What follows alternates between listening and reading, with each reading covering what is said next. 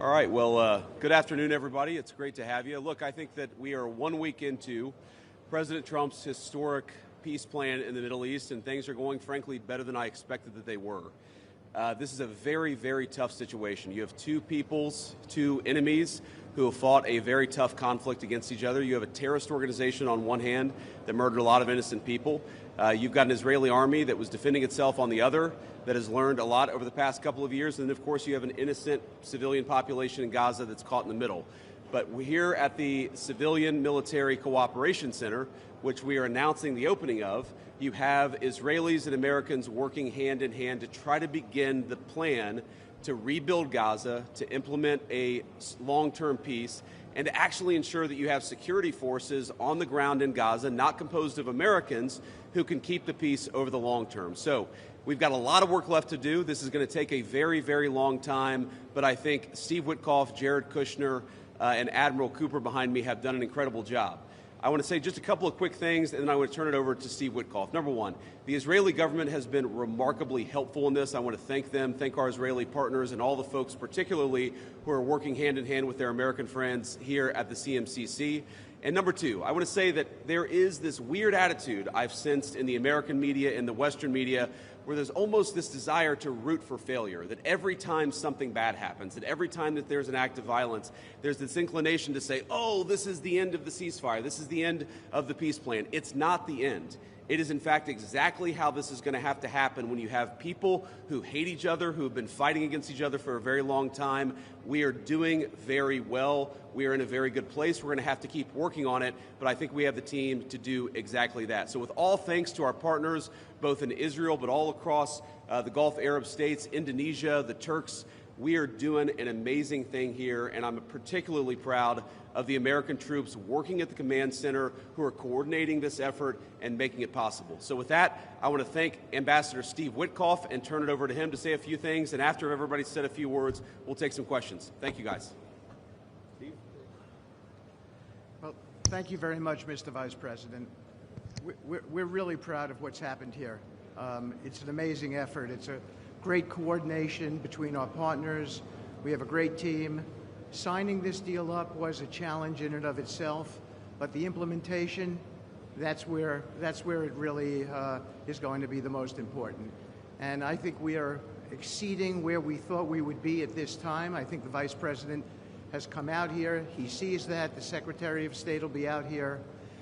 I can't tell you what a privilege it is to work with the team that we have, with Jared, who's extraordinary, the President, of course, and the Vice President, and Admiral Cooper.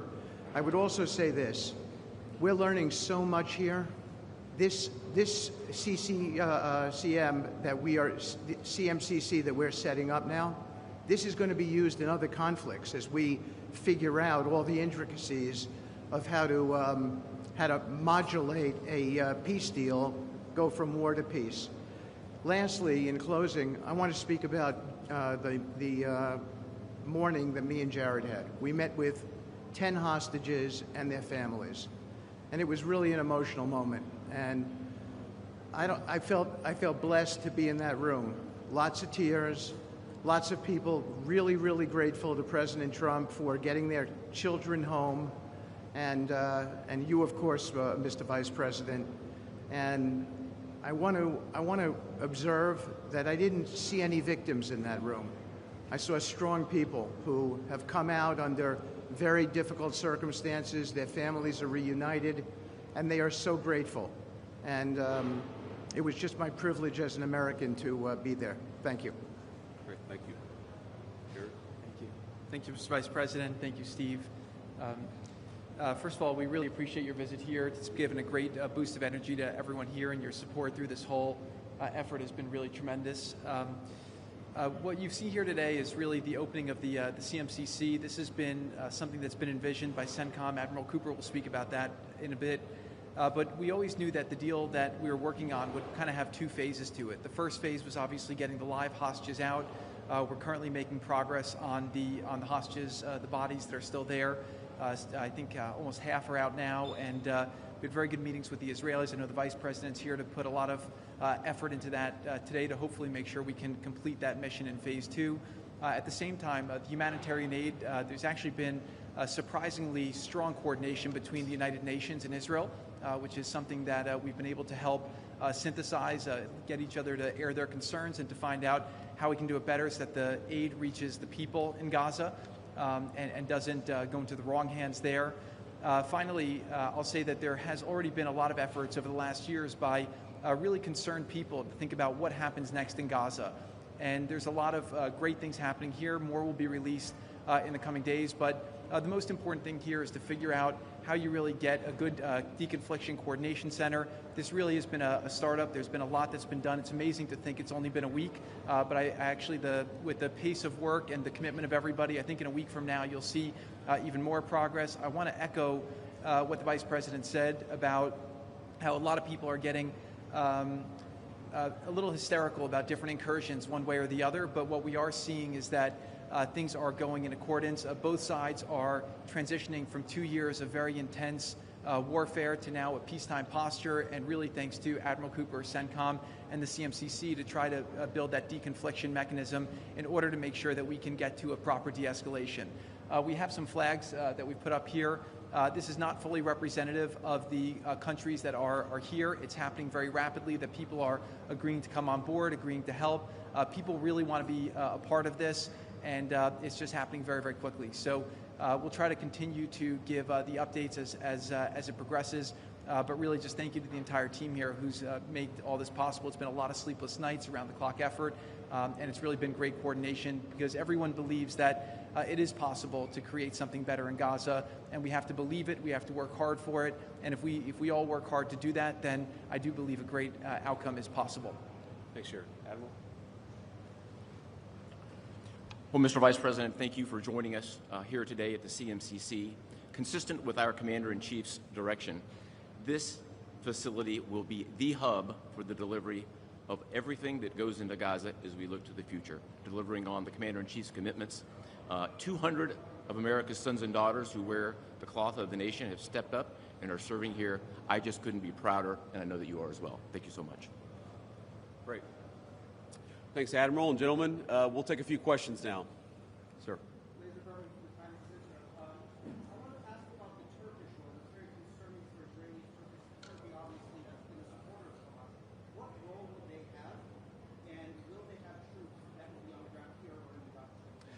Well, I think first of all, what troops are on the ground in Israel is going to be a question the Israelis have to agree to, and I'm sure that Prime Minister Netanyahu will have opinions about that, but we think everybody has a role to play here. Some of that's going to be financial, some of that's going to be in reconstruction, some of that's just in communication with the various parties to ensure that this deconfliction process actually works and is implemented.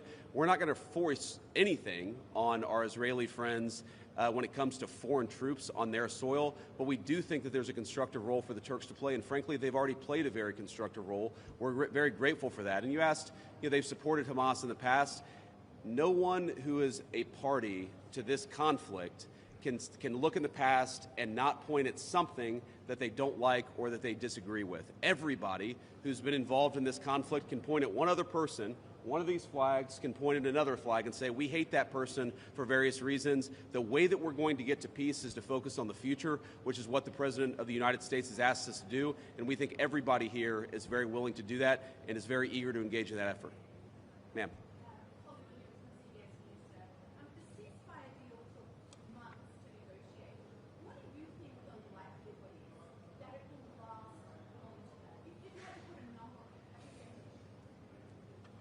Well, Jared's the investor here. I'm not going to give you a percentage, but look, what we've seen the past week gives me great optimism the ceasefire is going to hold. And if we get from where we were a week ago to a long-term, durable peace between Israel and Gaza, there are going to be hills and valleys. There are going to be moments where it looks like things aren't going particularly well. But given that, and given the history of conflict, I think that everybody should be proud of where we are today. It's going to require constant effort. It's going to require constant monitoring and supervision. That's part of the reason that Admiral Cooper and his team is here, is to mediate these disputes, to mediate these disagreements as they come up. But look, right now, I feel very optimistic. Can I say with 100% certainty that it's going to work? No. But you don't do difficult things by only doing what's 100% certain. You do difficult things by trying, and that's what the President of the United States has asked us to do. Sir.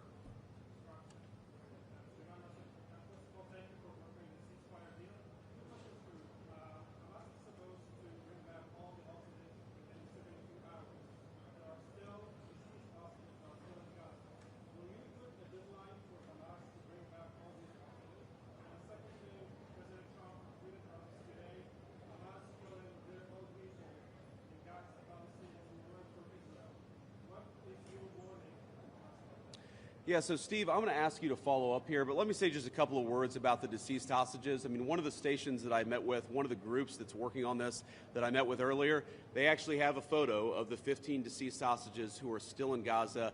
It is a focus of everybody here to get those bodies back home to their families so that they can have a proper burial. Now, that said, this is difficult. This is not going to happen overnight. Some of these hostages are buried under thousands of pounds of rubble. Some of the hostages, nobody even knows where they are. That doesn't mean we shouldn't work to get them, and that doesn't mean we don't have confidence that we will. It's just a reason to counsel in favor of a little bit of patience. This is going to take a little bit of time. And look, our warning to Hamas is very straightforward. The terms of the 20-point plan that the president put out there is very clear. It's supported not just by Israel, but by all of our Gulf Arab friends. It's that Hamas has to disarm. It's that Hamas has to actually behave itself. And that Hamas, while all the fighters can be given some sort of clemency, they're not going to be able to kill each other, and they're not going to be able to kill their fellow Palestinians. Now, again, that's going to take a little bit of time. We're talking about how to set up the security and humanitarian apparatus to put all this in place. But right now, where I stand, I feel confident that we're going to be in a place where this peace lasts, where it's durable. And if Hamas doesn't cooperate, then as the President of the United States has said, Hamas is going to be obliterated. Steve, do you want to add anything about the hostages? I think you said it, sir. Okay, great.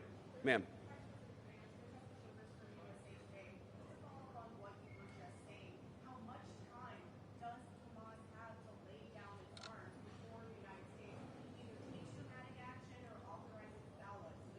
Well, look, the president actually put out a truth this morning that I thought was very instructive. We know that Hamas has to comply with the deal, and if Hamas doesn't comply with the deal, very bad things are going to happen. But I'm not going to do what the President of the United States has thus far refused to do, which is put an explicit deadline on it, because a lot of this stuff is difficult. A lot of this stuff is unpredictable. You basically have two regions in Gaza, one of which is relatively safe, I wouldn't say very safe, and one of which is incredibly dangerous. And part of ensuring that we get to a durable peace is to broaden the scope of the area that's safe. And the International Security Force is a big part of that. We don't yet have the International Security Force set up. That's something we're working towards. We have a number of volunteers who want to participate in that International Security Force. So my point is, I don't think it's actually advisable for us to say this has to be done in a week, because a lot of this work is very hard. It's never been done before, and in order for us to give it a chance to succeed, we've got to be a little bit flexible. I think what you're seeing from our Gulf Arab friends, certainly from our Israeli friends, is a certain amount of impatience with Hamas, but we're going to keep on working at this process, and we're going to keep on trying to bring the deceased hostages home, but also make sure that all Gazans are able to live in a prosperous and safe place. Yes?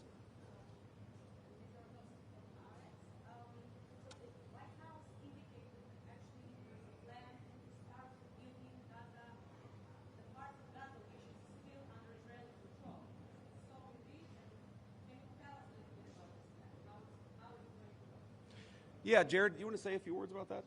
Great.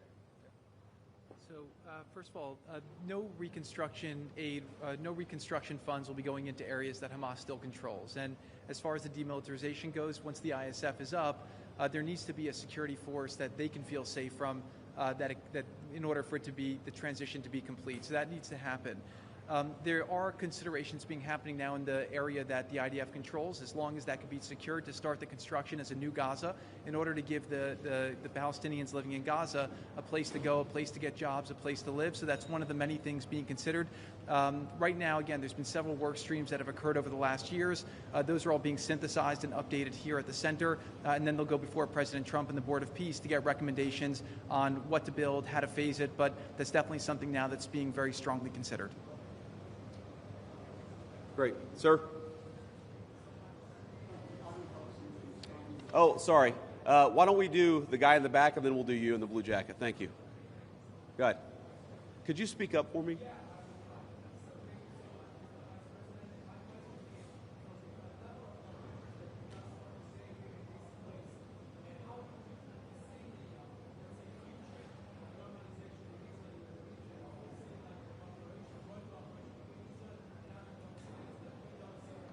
Yeah, well, you know, I think Steve put it best, which is that this model, I think, could serve for a foundation for normalization, not just in the Middle East, but across the world.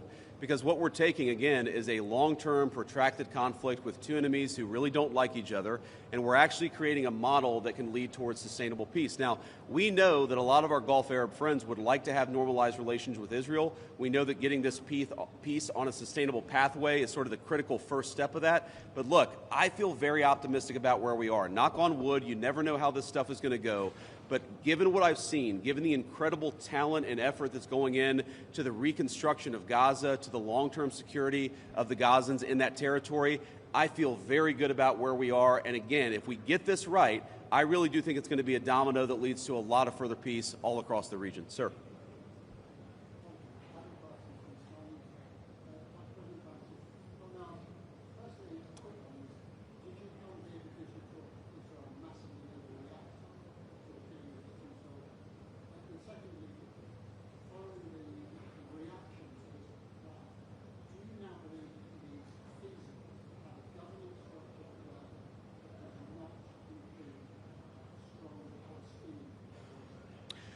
Well, so on the first question, no. My visit had nothing to do with events of the past 48 hours. We had actually tried to plan this visit, frankly, months ago, and now we thought this would be a good time to do it. It ended up working out. As you know, sometimes calendars are difficult, especially when you're the Vice President of the United States. But I wanted to come. I wanted to check in on things. I wanted to, talk to the troops who are working very hard to coordinate this massive relief effort. And I wanted to just see how things are going and put some eyes on it so I could call the President of the United States and actually, it's one thing to read about it. It's one thing to talk with Jared and Steve on the phone about what's going on the ground. It's another thing to actually shake somebody's hand, to look them in the eye and to understand what are the challenges, what are the things they need from me. I mean, I heard from relatively junior troops very simple things that would make their lives easier that I'm going to take back to Washington and hopefully help them with. That's why you do a visit like this, not because of anything that's happening on the ground. On your question about what is the ultimate, authority in Gaza look like, I don't know the answer to that question. And I think what's so cool, what's so amazing about what these guys have done is that we're creating a governance structure that is very flexible to what happens on the ground in the future.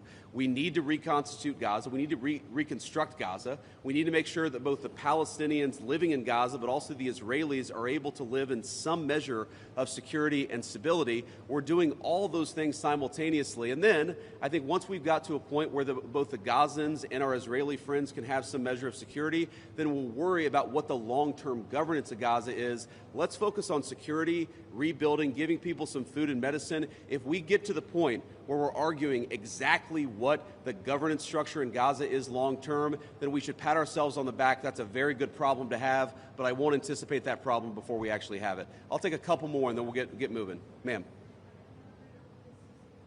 Could you speak up? Thank you.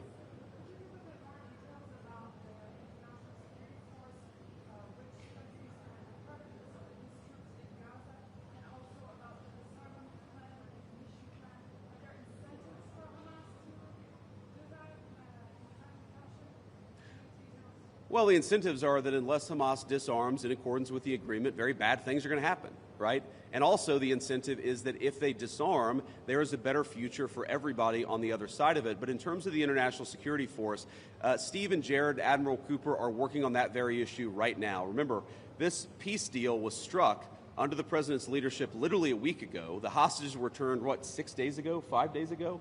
So we're in the phase now where we're actually starting to conceptualize what that international security force would look like.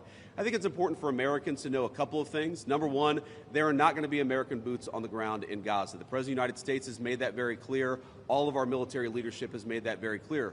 What we can do is provide some useful coordination. How do you take, the Gulf Arab states, plus Israel, plus plus the Turks, plus the Indonesians, how do you actually get those folks to work together in a way that actually produces long-term peace? The only real mediators are the United States of America. And so that's the role that we're going to play. I think the American people should be proud of it, but they should know that there are going to be no American boots on the ground in Gaza.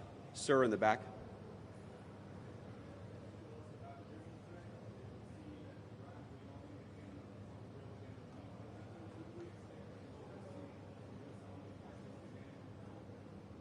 Could you ask the very last part?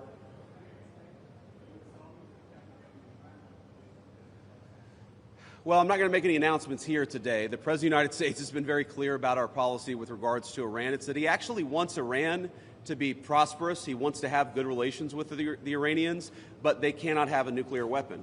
And so we're going to keep on using and exhausting every diplomatic means possible to try to ensure that Iran does not have a nuclear weapon. That's our focus, and that will remain our focus for the indefinite future. Let me just leave us with one final thought here. So I've been to Israel once in my entire life. I came for about 36 hours, and as a Christian, I think the world's Christians will know that this country, that this region of the world means a great deal to me.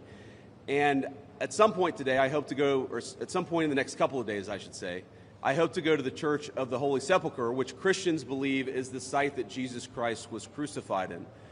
And I know that Christians have many titles for Jesus Christ, and one of them is the Prince of Peace. And I'd ask all people of faith, in particular my fellow Christians, to pray that the Prince of Peace can continue to work a miracle in this region of the world. I think that we have made incredible strides over the past week. We're going to have to make a lot more, but I think with your prayers, with God's providence, and with a very good team behind me, I think we're going to get it done. Thank you all. Take care.